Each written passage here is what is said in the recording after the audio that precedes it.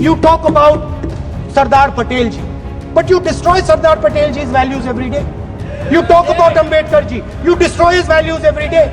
You talk about Nehru ji, no, you don't talk about Nehru ji.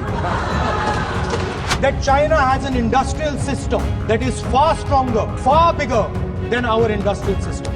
And that is why they have the guts to come inside this country. To the house. The reason China is sitting inside this country is because Make in India has failed. The reason China is sitting inside this country is because India is refusing to produce.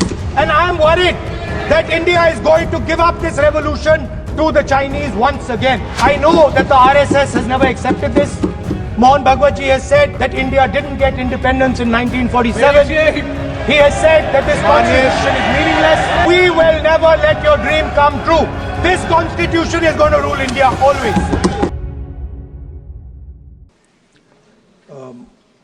I sat there with Kharge ji and I listened to it. And I must say, I struggled through the President's address to maintain my attention on what was being said. Because I had heard pretty much the same President's address the last time and the time before that and the time before that. And it was the same laundry list of things that the government has done. We have done this, we have done this, we have done this. 50 or 100 things that the government has done. And so while I was sitting there, I was thinking, okay, I am being critical about what is being said. And I am saying that this is not the type of President's address that should be delivered. Well, the question came to my mind, what type of address would an India Gathbandhan government deliver? How would that address be different than the address we heard? Because it's no point me saying that it is a laundry list and then not providing an alternative idea. And so today I would like to lay out some dimensions of what an alternative address would look like. What the India Gathbandhan would probably focus on and where we would lay emphasis. The future of this country is going to be decided by the young men and women of this country, the youth of this country. So I think anything we say has to be addressed to them, has to be spoken to them. The first thing in front of us, and this is something I'm sure the Prime Minister would accept and pretty much everybody in this room will accept, is that even though we have grown fast, we are growing slightly slower now, but we are still growing. A universal problem that we have faced is that we have not been able to tackle the problem of unemployment. No, neither the UPA government nor today's NDA government has given a clear-cut answer to the youth of India about employment. I don't think anybody in this room will disagree with me. I'll give a little statistic for the Prime Minister. The Prime Minister, something I would agree with directionally. The Prime Minister proposed the Make in India program. I think a good idea. We saw the statues, we saw the functions, we saw the so-called investment, and the result is right in front of me. Manufacturing fell from 15.3% of GDP in 2014 to 12.6% of GDP today. That is the lowest share of manufacturing in 60 years. I'm not even blaming the Prime Minister, because I think it would not be fair to say he didn't try. I could say that the Prime Minister tried, and I think conceptually Make in India was a good idea, but it's pretty clear that he failed, because manufacturing went from 15.3% of GDP to 12.6%. So the first question that any alternative vision would answer to the youngsters of our country is, okay, what and how are we going to solve this problem of employment? Any country basically organizes two things. You can organize consumption, and then you can organize production. Modern way of saying organizing consumption is services. Modern way of saying organizing production is manufacturing. But there is more to production than simply manufacturing. For example, agriculture also is about production. Now, pretty much every government since 1990 has done a decent job on consumption, on organizing consumption. Which are the companies that organize consumption? Uber organizes consumption. Reliance organizes consumption. Adani organizes consumption. But we have, as a country, failed in organizing production. We have excellent companies that try to organize production. They are the Mahindras of this world. They are the Bajajes of this world. Part of Tata's organizes production, but the record of the country in organizing production is dismal. And essentially what we have done is we have handed over the organization of production to the Chinese. So this mobile phone, even though we are saying we make this mobile phone in India, that is not a fact. This phone is not made in India. This phone is assembled in India. All the components of this phone are made in China. The network that has produced this phone is made in China, is owned by China. So every time we use a phone, every time we wear a Chinese shirt, a Bangladeshi shirt, every time we wear a pair of Chinese sneakers, we are paying a tax to China. Because some Chinese youngster is earning a salary to make or to produce that product. So the first message I would give in a presidential address would be that India has to focus completely on production.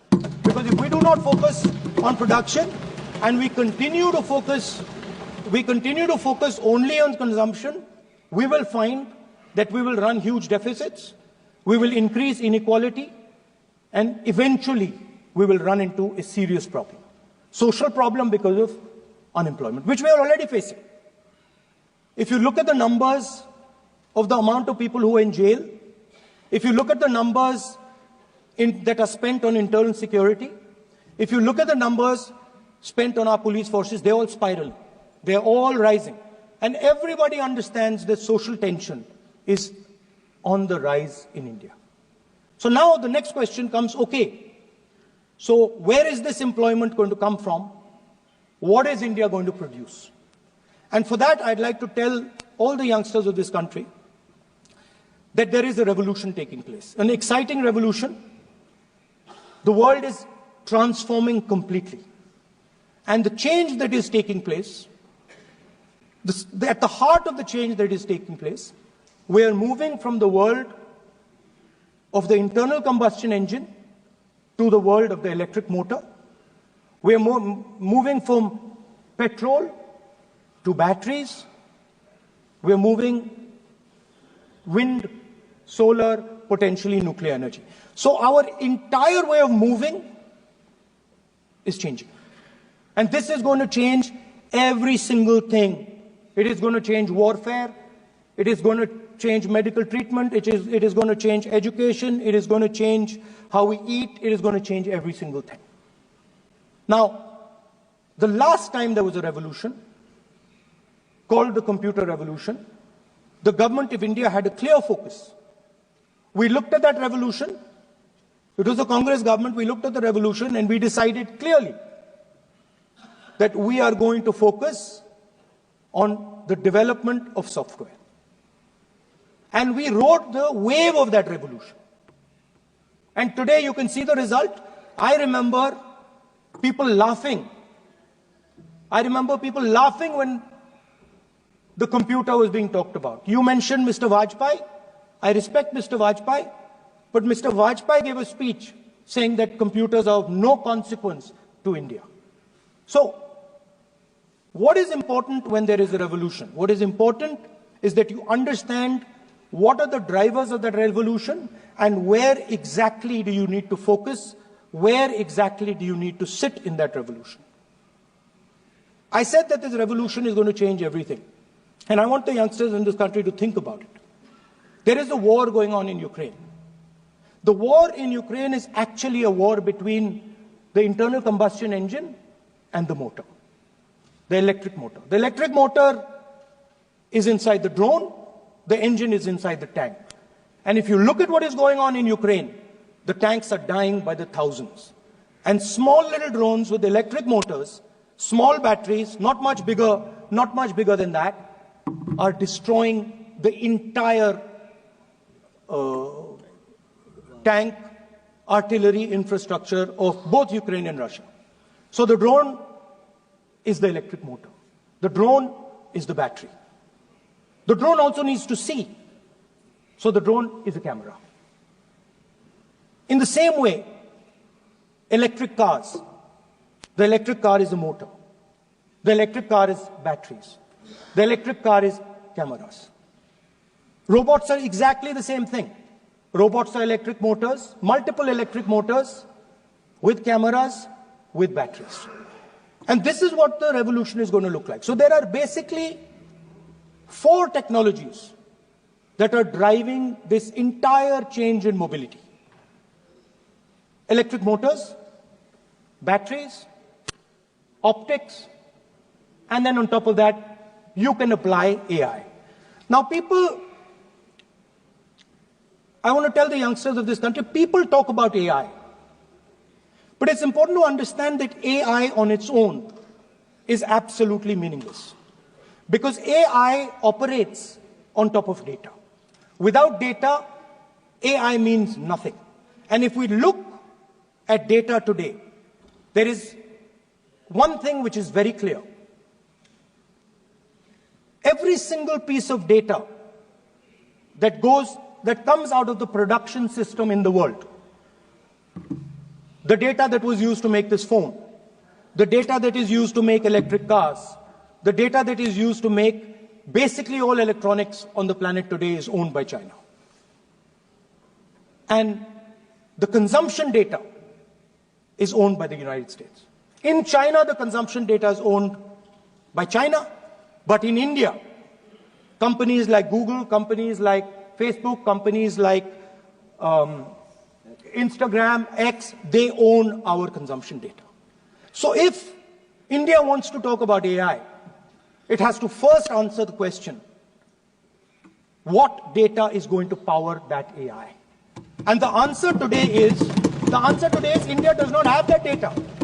Neither does India have production data. Neither does India have consumption data.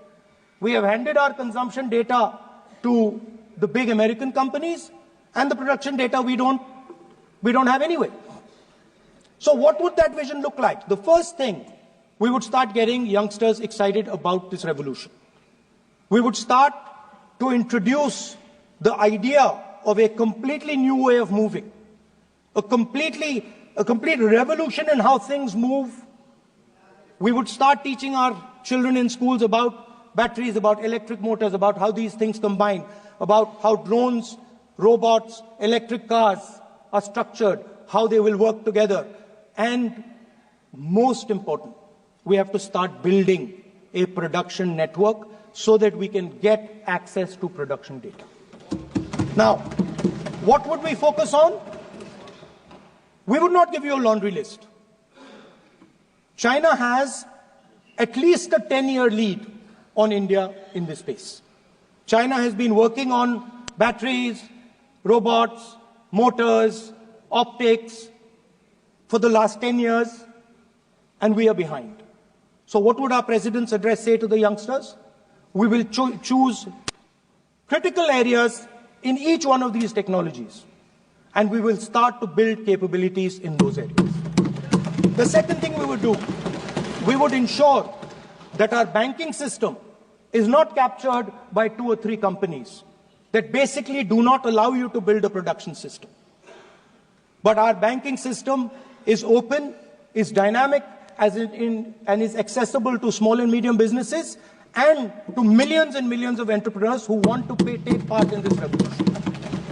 Our foreign policy would take into account this revolution. When we talk to the United States, we would not send our foreign minister to invite our prime minister to his coronation.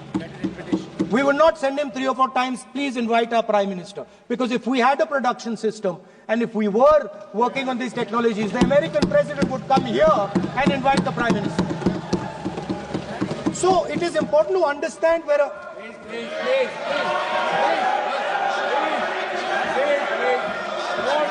Without foreign policy.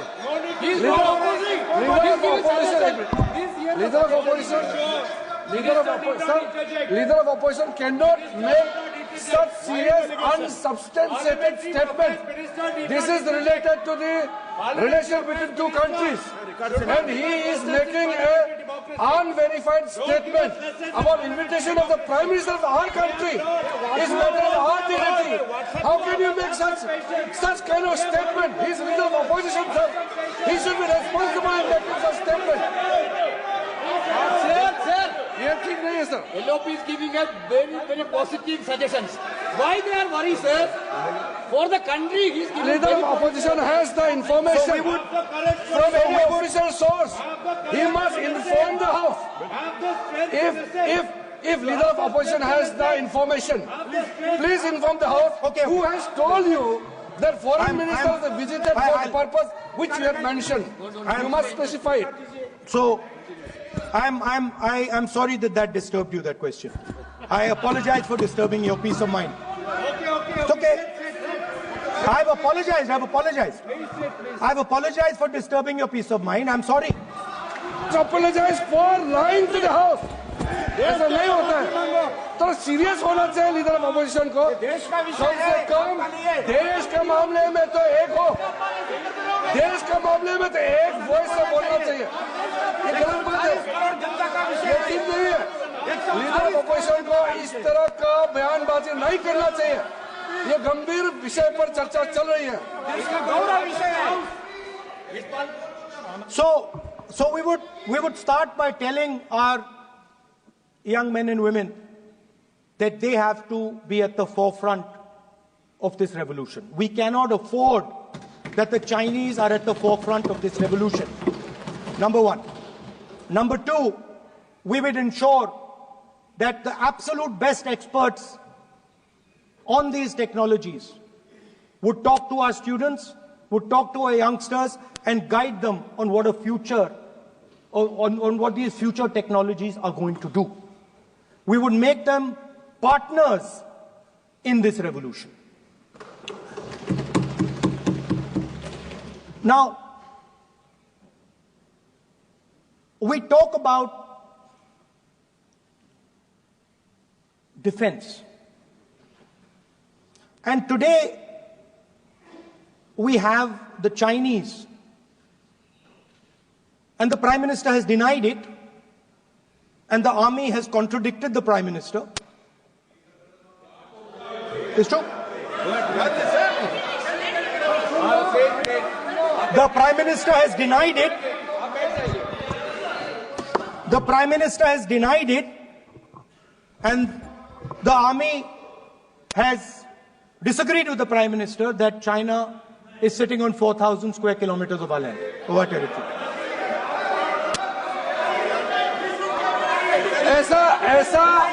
ऐसा इस सदन में अब मन चाहे बात नहीं बोल सकते हैं. ये बिल्कुल ठीक नहीं है सर. ये सीरियस मामला है. आप फॉरेन पॉलिसी पे, बॉर्डर इश्यू पर आप अपना कैसे मजाक बात कर सकते हैं? अपना मन मरण कहानी आप बना के बोल रहे हैं। ये तो बहुत सीरियस मामला है। विदेशी प्रतिपक्ष के नेता जो आप विषय बोल रहे हैं, जो विषय आप बोल रहे हैं, उसके तथ्यों को Let me speak. सदन के पटल पे रखना आप। पानी। अनुरोध है, लीडर ऑफ अपोजिशन बोलिए, हम लोग शांति से सुनेंगे। ये आपका अधिकार है बोलने का, मगर आप मन चाहे ऐसा सीरियस इशू पे कैसे बोल सकते हैं? सीरियस मामला है। आप सदन में से बोलते हो, फॉरेन मिनिस्टर का बात बोलते हो, सीमा का बात ऑफिसर वर्जन से अलग बात करते हैं। ऐसा मत बोलिए, ये देश के लिए ठीक नहीं है। आपको सीरियस होना पड़ेगा लीडर ऑफ अपोजिशन। ये गंभीर मामले को आप ऐसा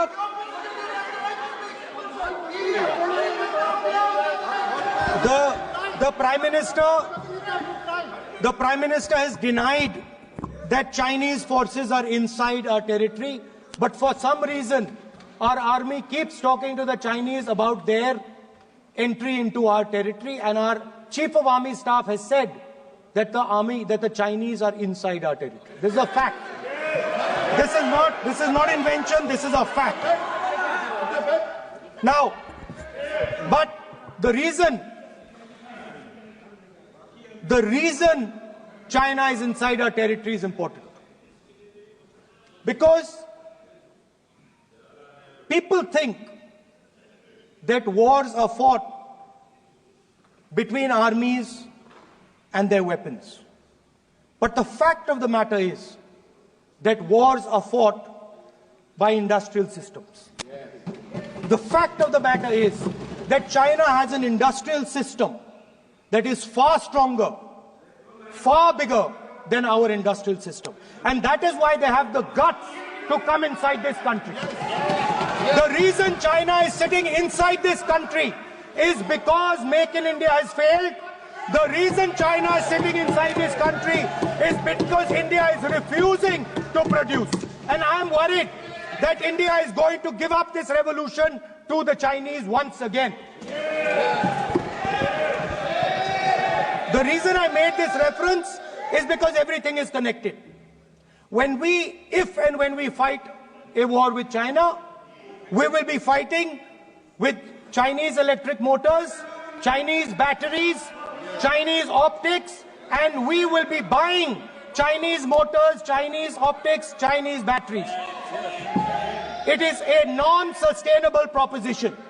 That is why for our security, for the future of our children, for the future of our country, we have to build a production system, and we cannot allow this revolution to go by. Yes. Now, the next step, we have a strategic partner called the United States.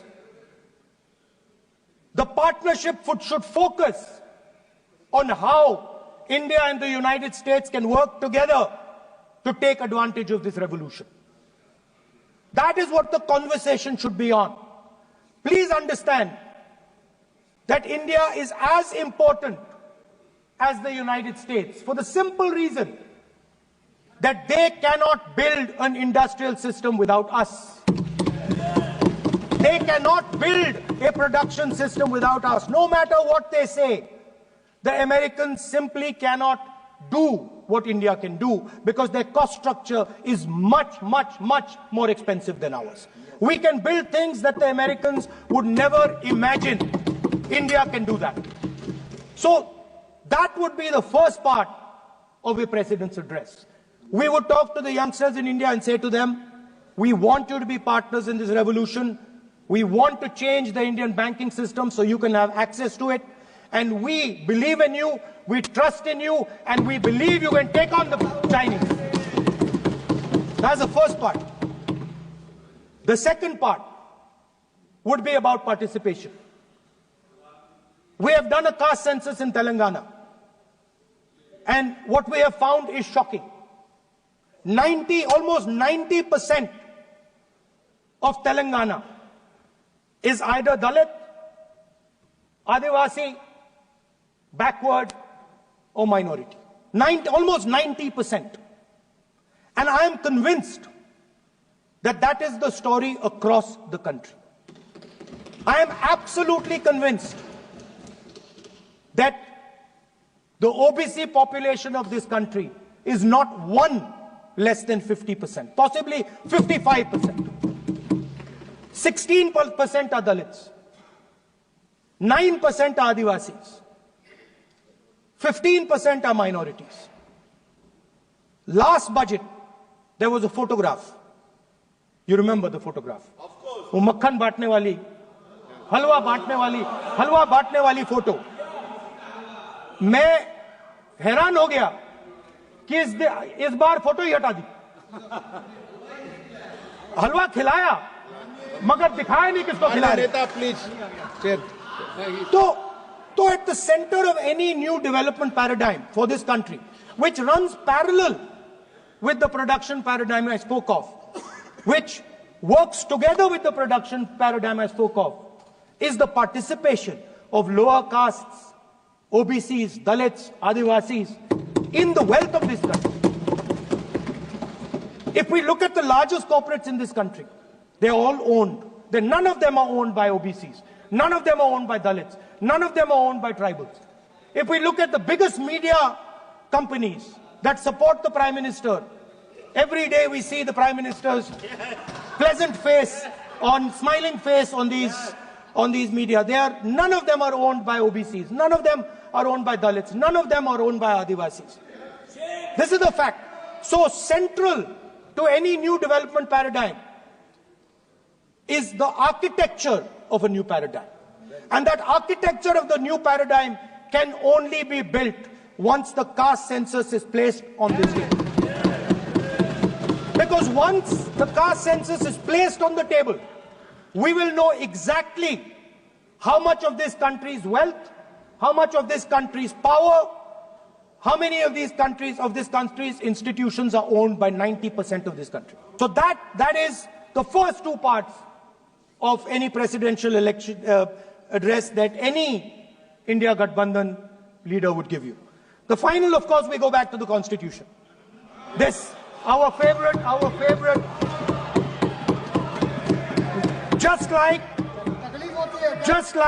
the production system is a weapon, just like Jati Jangarna is a weapon of transformation, this is what the entire architecture is built on.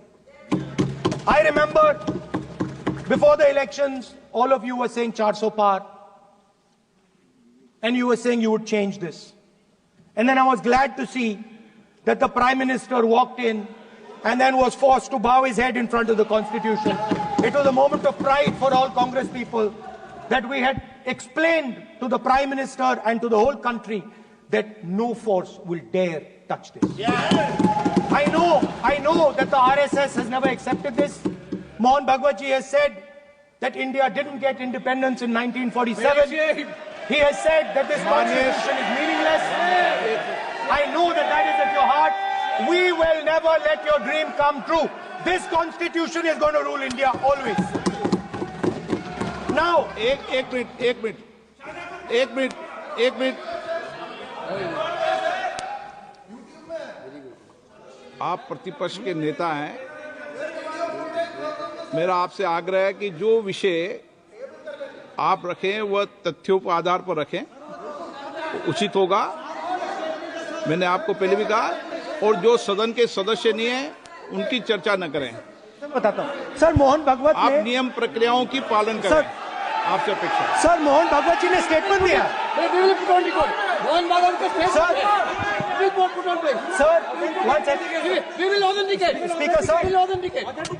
Speaker sir, Mohan Bhagwat ji made a statement saying that India did not receive independence in 1947. It received independence when the Ram Mandir was inaugurated. We will place that on the table. Now, sir, I would like to mention one small thing, but very important thing. Speaker sir, this constitution is supported by this constitution is supported by the vote of our people.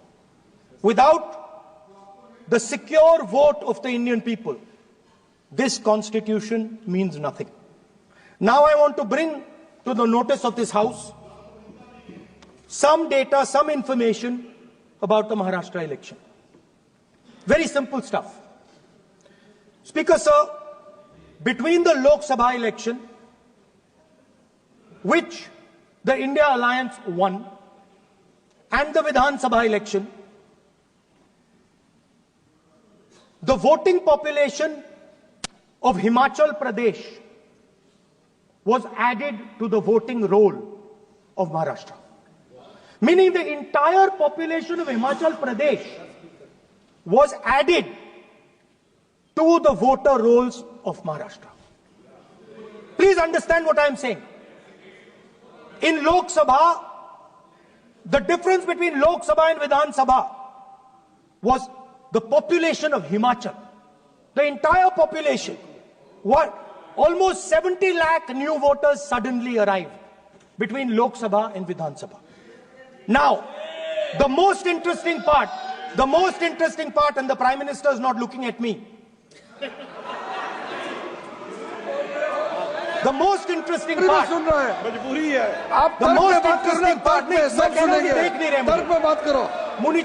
suddenly. The most interesting part is,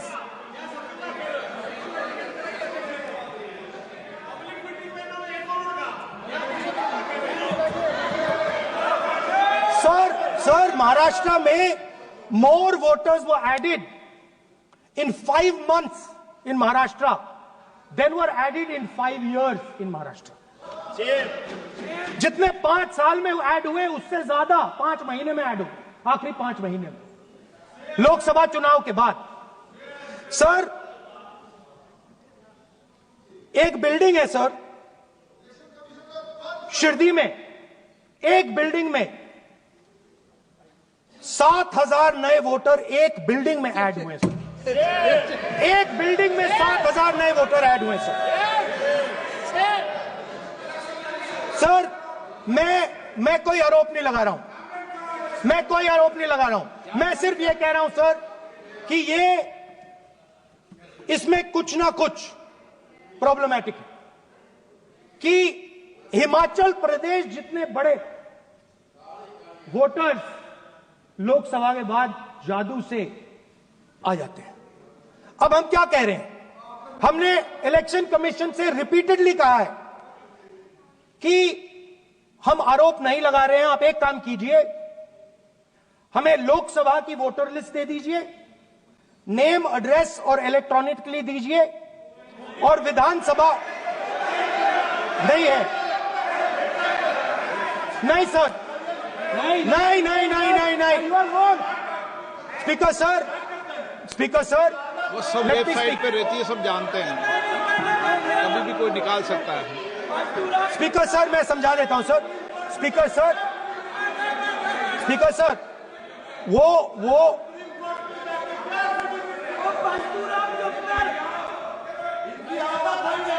speaker sir, we have asked,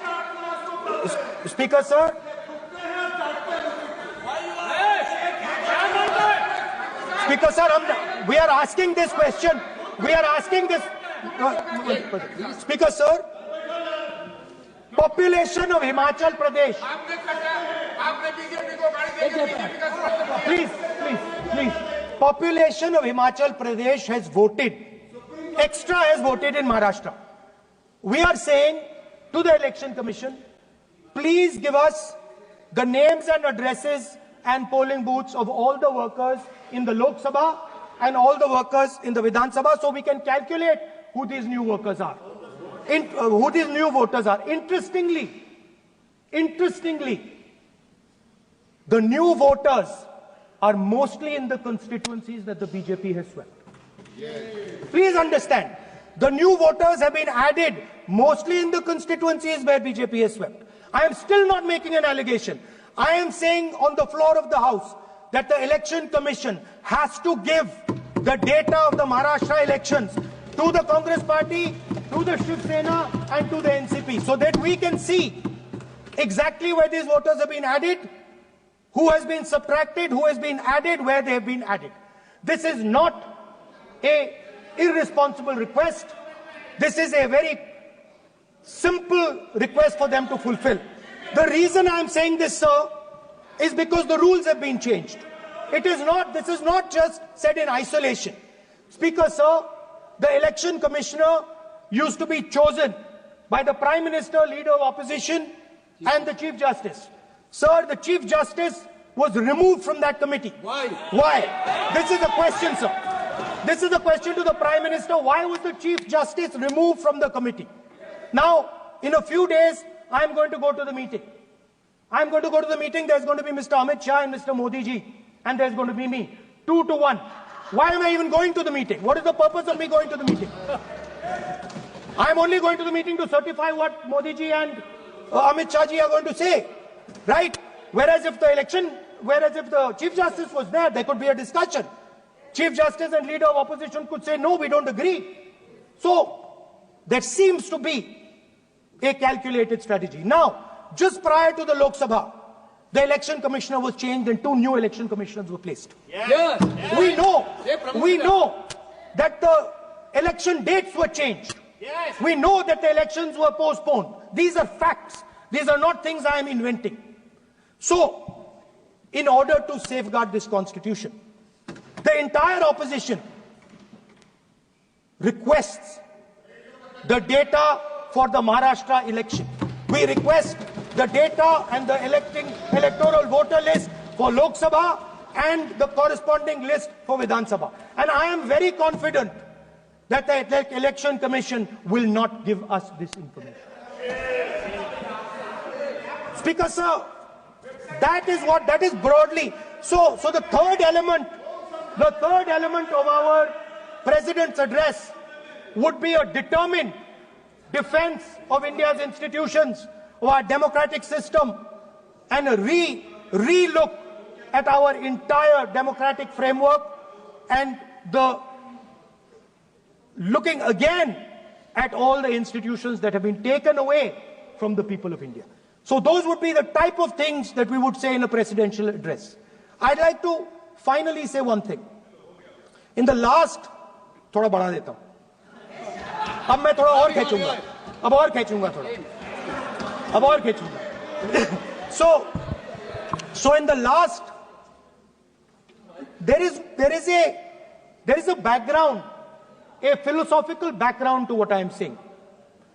Essentially, what I am saying to the youngsters of India and to this house is that instead of focusing on multiple things, instead of telling us a laundry list, give us a strategy, give us a vision, make it clear, right? Now, there is a philosophical basis to this. There is even a deep philosophical basis to this. I showed you the picture of Shivji, which you didn't allow me to show. I showed that picture for a reason. What does that picture tell us? If you look at that picture carefully, it tells us focus carefully. Do not get distracted.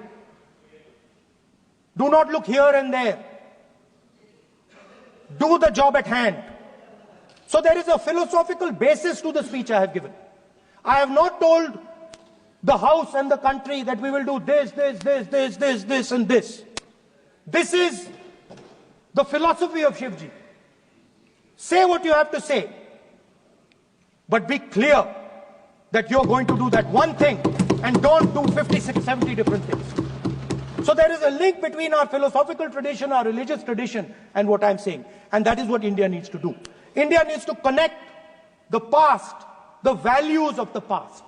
You talk about Sardar Patel ji, but you destroy Sardar Patel ji's values every day. You talk about Ambedkar ji, you destroy his values every day. You talk about Nehru ji. No, you don't talk about Nehru ji. Right? You bow in front of Buddha. You destroy what he says. So the point is, you have to be truthful to what you are. Right? And it is important that when you are giving a way forward to the nation. There is clarity. There is clarity of purpose. There is no hatred. There is no violence. There is no anger, because these things are destroying our country. So my speech has not been angry, has not been nasty. My speech has been very polite, very kind, and I thank the Prime Minister for coming and listening to it.